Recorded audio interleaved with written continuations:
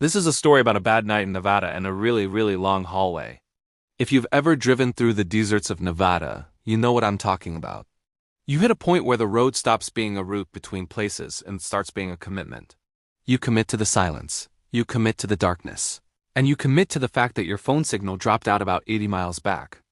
It was late, truly late. The kind of late where time stops having meaning and the only thing counting the minutes is the slow, steady hum of your engine. My clock read 3:07 a.m., and then the little orange light came on, the gas light. I looked at the map again, a physical, paper map because there was no GPS out here, and figured I was about 30 minutes from a small town marked rest area and fuel. I told myself I could make it. I had to make it. I was wrong. It wasn't a sudden sputtering or a dramatic stop.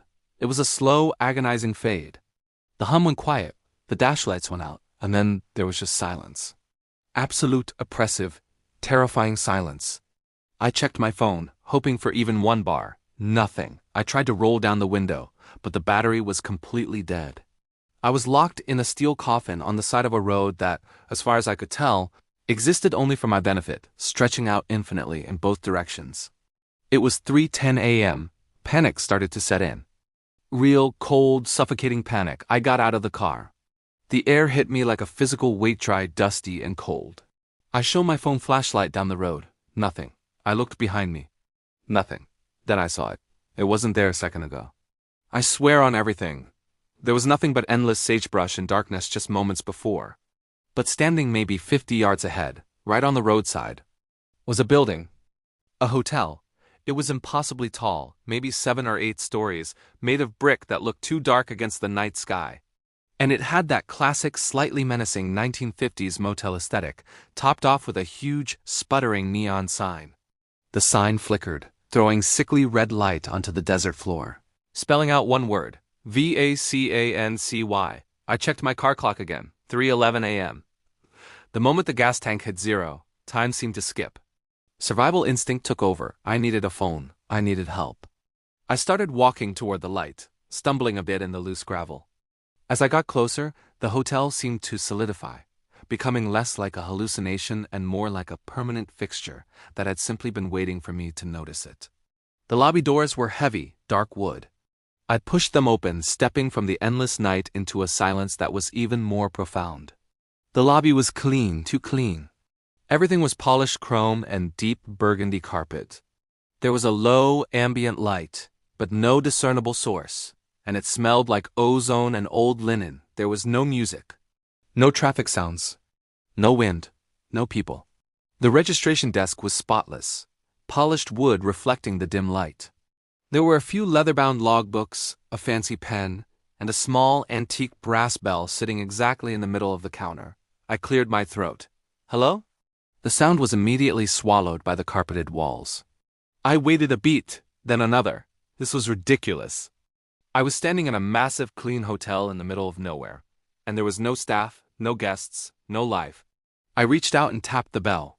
Ding. The sound echoed sharply. I was already turning to leave, deciding that a cold car was better than whatever this place was, when a man appeared behind the desk. I didn't see him walk in. I didn't hear a door open. He was just there. He was tall, wearing a crisp black suit. Entirely unremarkable except for his eyes. They were too bright, like Polish glass under the dim light. And his smile was thin, professional, and entirely unsettling. Welcome, he said. His voice was smooth, like liquid stone. We've been expecting you. Expecting me? I stammered. My car just broke down on the road. I need a tow truck, and maybe a phone. He leaned forward, still smiling. Oh, the car's taken care of. Don't worry about the car.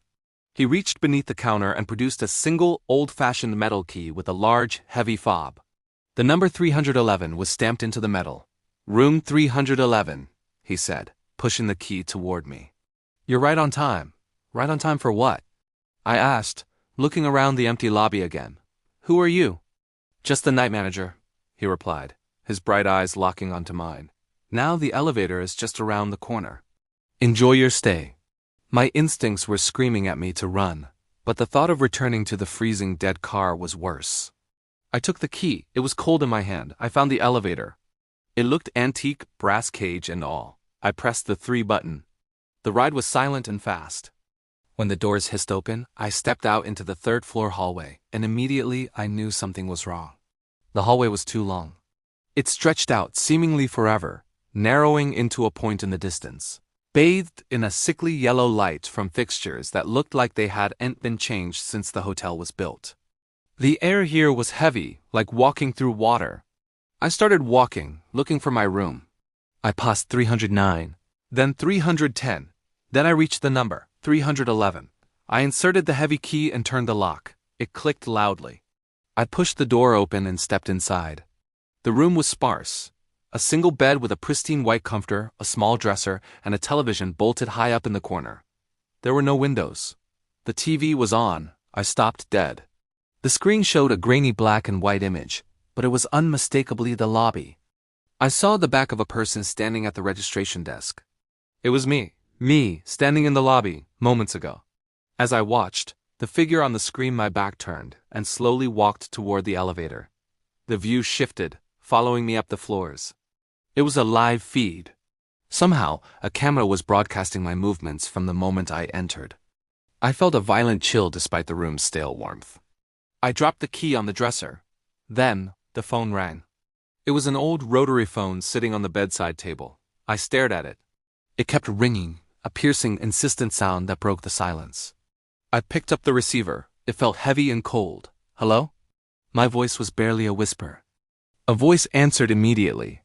It was entirely flat, devoid of emotion, and seemed to come from everywhere at once. Please remain in your room until you are ready to leave. Who is this? I demanded. Where am I? I need to call for help. My car, the voice cut me off, clinical and precise. You are where you need to be. Remain still until you are ready to leave. Leave for what? There was a pause, a moment of vast, empty silence on the line. Then the voice replied, to stop existing. I dropped the phone. It clattered loudly against the floor, the receiver swinging down on its coiled cord. At the exact same moment, the image on the television screen changed. It wasn't the lobby anymore, it was an exterior shot. A long panning view of the Nevada Desert Highway. And right there on the shoulder was my car. But it wasn't the car I left a few minutes ago. The paint was faded, scratched, and thick with layers of white dust. The tires were flat, sunk into the dirt. The windows were opaque with grime. It looked like it had been sitting there abandoned for years. The sight broke whatever composure I had left. This wasn't a hotel. It was a trap. Whatever time was doing here, it was doing it wrong. I didn't think, I just ran. I burst out of room 311, leaving the door wide open. I sprinted down that endless, yellow-lit hallway, not caring about the noise I was making, and then I noticed the numbers. 311, 310, 309, 308, ... Wait, they were going the wrong way. I was running away from the elevators, but the room numbers were descending. I slowed down, confused, looking back over my shoulder. The hallway still stretched infinitely behind me, but somehow I was now passing 210, 209, 208. The floor numbers were also regressing. I kept running, pushing myself harder, terrified that if I stopped, the night manager would suddenly appear behind me. I finally saw a flash of brass ahead of me, the elevator doors. I didn't wait. I slammed my hand against the down button. The doors slid open instantly. I dove inside and mashed the button labeled L. The descent was brutal, a sickening drop that made my stomach churn. The light flickered wildly inside the cage. When the doors opened, I didn't see the burgundy carpet of the clean, silent lobby. I saw darkness. I saw gravel. I had emerged directly onto the highway shoulder. I ran again, not looking back, sprinting away from where the hotel should have been. I expected to hear the night manager calling, or the heavy doors swinging open. Nothing. I ran maybe 100 feet, then stopped, gasping for air, turning around slowly. There was nothing there. Just the endless, dark desert and the two beams of light from my parked car. But my car wasn't parked. It was idling. The engine was running smoothly. The headlights were on. The interior dash lights were glowing faintly. I crept up to the driver's side. The door was unlocked. I slid into the seat. The car clock, which had died completely minutes ago, now glowed. 3:12 a.m. It was running perfectly. The gas light was still on, but the engine hadn't overheated. It was like the last 6 minutes. The hotel, the manager, the phone call had never happened. I put the car in drive and pulled back onto the highway, pressing the gas pedal hard, my heart hammering against my ribs. I drove for 2 hours before I felt safe enough to stop.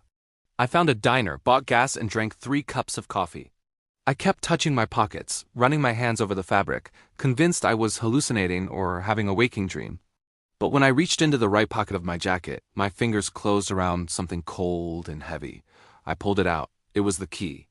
Heavy, tarnished metal, attached to the worn brass fob. Room 311. It was real. The hotel was real. I dropped it into the bottom of my travel bag, zipped it shut, and swore I would never look at it again. But sometimes ... Sometimes I'm driving, or I'm home, or I'm just staring at the clock. And it hits that precise time, 3:11 a.m. And sometimes when it does, my phone rings. A private number. No caller ID, I never answer it. I don't need to hear that voice again. I don't need to know what happens when you finally decide you're ready to leave. But the key is still in the bottom of that bag. And every time I look at the clock, I know somewhere out there on a silent road in Nevada, the sign is still flickering. Vacancy. Thanks for watching, and remember to subscribe if you want to hear more stories from the dark corners of the road. I'll catch you in the next one.